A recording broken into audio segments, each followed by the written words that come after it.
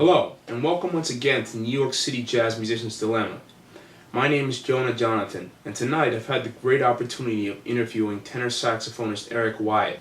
Eric is the son of Charles Wyatt, who was a mainstay back in the 50s, and Eric has grown up in New York and has been around on the scene for many years and has a great take on what's going on in the New York jazz scene today. And he actually is the godson of Sonny Rollins and has had great advice from him and has some words to say there. And he's really just a great crusader on the jazz scene. So I hope you guys enjoy this video. It's going to be in 2 parts, and I really think it'll be informative. And before I finish, I'd like to just mention that please subscribe to this video series, Jonah Jonathan, on YouTube, and I also post it on Facebook usually, and there's also a website. You can check that at the end of the video. I'm going to put a link to that. I'm trying to make these videos economically feasible to myself so that I can be able to travel around the world to different jazz festivals, hopefully representing all over the world, so United States, South America, hopefully Africa, and Europe, and even Canada, all over. Any place that I didn't mention, I'd love to go there too. And I'd like to just interview as many well-known names as I can, and even obscure names, so that we can get a full picture on what's going on in the jazz scene today. So one of my plans to make this work out for me is to create a donate button on my website, and if you enjoy what I'm doing and want to see me continue these interviews, hopefully with as many people as possible, you can donate money to my cause. And I think I'm going to actually start a Kickstarter account as well to raise some funding to make this into a documentary. I think it'll probably have to be even a couple documentaries, simply because there's so many people who are interested in speaking about issues, and I think I just really have a great talent for speaking to musicians from a musician's perspective, which I don't think has been done very often.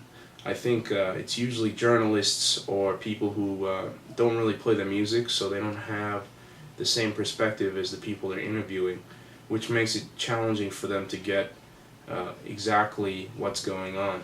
So for me, I think I'm going to continue doing this, and I really hope that you guys will continue watching and just enjoy it. Without further ado, let's get to the videos. Okay, ladies and gentlemen, today I have the great opportunity of talking with tenor saxophonist Eric Wyatt. Now, Eric, could you tell us about, now you're a New York native, so could you tell us about coming up as a young jazz musician in New York City? Sure, man. New York is a one-of-a-kind city. You know, I played in other cities, so I see why all the cats want to come to New York. First of all, there's more clubs, there's a lot more opportunity, and there's a very good chance. For instance, tonight, you know, you came down, and Roy Hargrove, who was playing at the Village Vanguard, just came and played with me.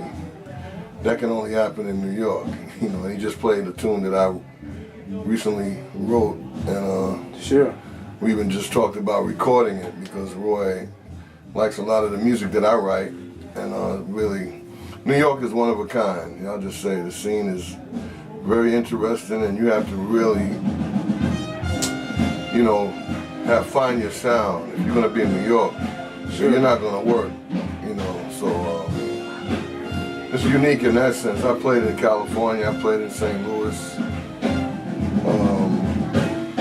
It's so different because, first of all, the places close early. gonna go into 3:30, 4 o'clock, as you know. So Yeah. it's hard coming up in New York because you have a lot of competition. I just say that. Sure. So when you were first coming up in New York, tell us about the scene back then. Tell us about the environment in clubs and Okay.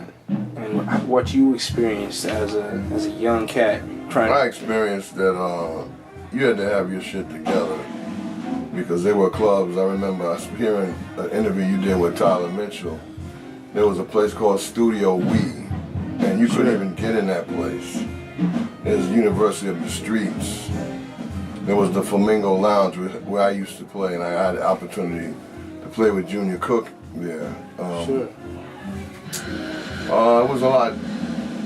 It wasn't the school thing. What's happening now with the young musicians coming to New York on a scholarship or going to the new school in Juilliard? That was not happening when I came up. You had to learn on the bandstand in front of your, colleagues or cats that were on a much higher level. Because there was a cat like C Sharp, John Orr was walking on you. You played with Thelonious Monk. There were a lot more proficient cats that are not here now who hadn't learned, they didn't learn jazz in a classroom. And there's a little bit of a difference in that as opposed to learning it on the bandstand. On the bandstand, you learn to play music that the audience will be receptive to, as opposed to if you come out sometime with some of this new stuff, these cats are playing stuff they learned how to write because they worked on some harmony this week, and they worked on some different rhythms, 5/4 or 7/4. In the club, for instance, you just saw me perform, the music you heard I wrote, and you heard the response. Yeah. And I basically wrote that music from playing in clubs, I have to be honest. I mean, my experience of hearing different types of music in the jazz club and the response you get from the people. So, that's one of the things that I've utilized my years of being on the bandstand and playing for the New York audience. It's a little more sophisticated than the average listener, per se. Yeah. So, when you were on the early jazz scene, I know you mentioned to me that Sonny Rollins was your godfather. Did you have any influence from him? Did he give you any mentorship? And totally. What really would make me really, would mess me up would be if I had got a phone call from him. So back in the day, you didn't have the name, pop up. Sure. I remember one time he called me, I was talking to some chick about, something, I don't know. And I had a call, I said, let me click over. I think that's when they started with and I clicked over and I heard, hey Eric, what's happening, man? It's Sonny. And I was like, wow. I said, hold on a minute. I gotta get off the phone. Because, a call from him could be like, wow, And unfortunately today when I see the number, I have his name. So I was recently going to the mailbox one day and he called me. But Sonny was always been positive, man. He knew my father. I met Sonny when I was a kid. And I remember meeting him. And I liked him from the first time I met him because my father took me to see him play. I was about 10 years old. My father used to drive the musicians that he played with to the gig. And then on this particular gig, he drove Larry Ridley and a drummer. Great bassist, Yeah, I forget this guy's name, man. Oh, he was from Chicago, though. And, my father parked the car and he said, all right, just sit here, and went in a diner. It was somewhere in Connecticut. And then Sonny walked over to the car. I remember seeing a guy was coming to the car. And he told my father, I get over here and said, nah, don't leave him in the car. Bring him in the restaurant. And I was like, cool, because it's dark. I'm sitting in the car. I'm a little kid. And I liked him from that point, just as a person. I knew he was somebody my father was a good friend with because he didn't do a lot of things for a lot of guys in our neighborhood. I grew up in the projects, and he didn't have us associate with a lot of the people. So he didn't have friends like in the buildings, like coming by our house. So when he had a friend like Sonny, a guy that he drove all this way, because we had a station wagon, so they could put the bass in the car, and you could utilize the space of our car. Was, you know, I come from a large family, 5 brothers, you know, 2 brothers and 2 sisters. Sure. So that was one thing. But speaking to him about a lot of things, his outlook on life and music is very intense and very deep, and to basically hold a conversation with him and have him ask you a question and you can answer it without him, that was always deep to me, that I could even conversate. And we, you know, he told me a lot of things about health, a lot of things about, you know, what to do, what to work on in your practice regimen, stuff like that. It's very encouraging because he's a very knowledgeable person, man. He's done it all, played with them all. A legend, true legend. And I'll tell you something that he said to me once. He told me that Coltrane was really his best friend. So a lot of this stuff that you see in these papers and magazines about jazz, you can't always believe it, because at one point they had it made it seem like he left the scene because of Coltrane. They were best friends, he told me. Yeah. And he said to this day, I believe he owes Train some money. They were that tight. He used to borrow money from Coltrane. Yeah. And he said that to me and kind of laughed. I think I still owe Train some money, but, you know, so he's very encouraging in my life from the fact that I've known him for so long. And as I became a man, I found out who he really was, and it was really, you know, special, because my father knew a lot of guys. I met Miles Davis when I was a kid. I remember meeting Miles. And a lot of people like, let me see, Dizzy Gillespie, Wilbur Ware, he used to come to our house.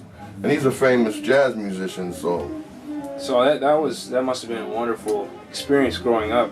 Oh yeah. It was different because I didn't really want to play jazz. I wanted to be an athlete. I wanted to play sports, but you know, I tried it, and I did go away to college, which is ironic that this is kind of something that I know people don't notice, but I went to college to play basketball at a junior college in a city called Waco, Texas. And I don't know if you noticed, but that's where Roy Hargrove was born. He was born in Waco, Texas.